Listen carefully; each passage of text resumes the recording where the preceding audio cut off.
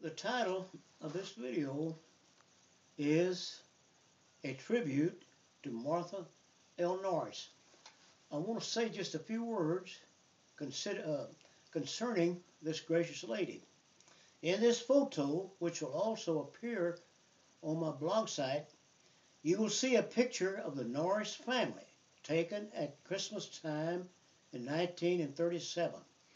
Just recently, I discovered on the internet an interview of Mrs. George Martha Norris, who is the daughter-in-law of J. Frank Norris, both of which are now deceased. This interview was conducted by the Oral History Branch of the Library of Baylor University, which of course is protected by copyright laws, but nevertheless is accessible to the public for research purposes. And that's the reason why that I present this video and not able to quote directly, but rather just to comment upon this interview held in 1997. Martha Norris was, by virtue of being married to J. Frank Norris's son, she becomes an integral part of the Norris legacy.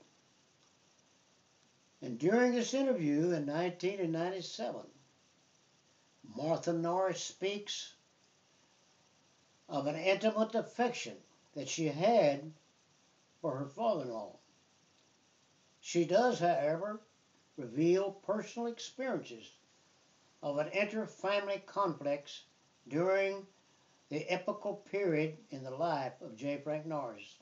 But I must add, ethical considerations, at least from my standpoint, makes it unseemly to make comments on purely private family matters. I leave that to the critics.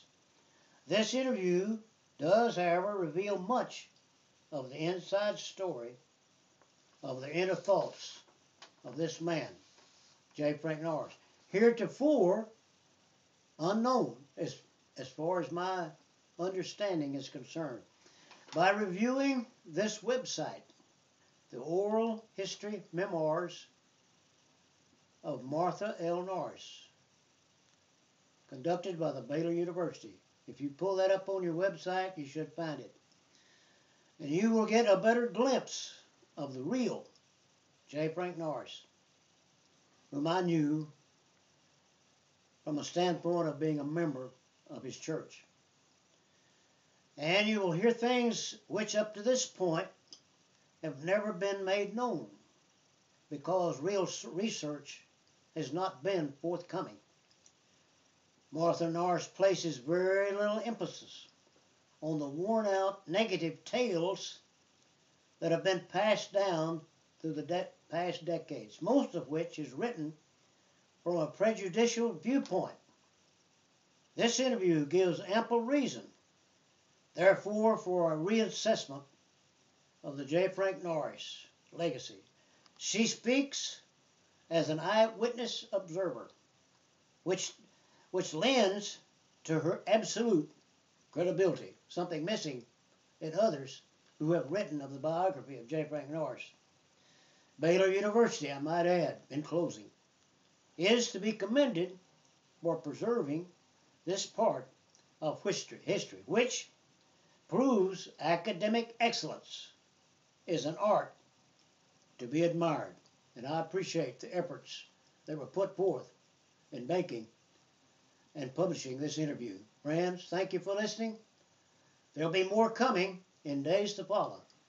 God bless each one. May God bless the United States of America. Thank you.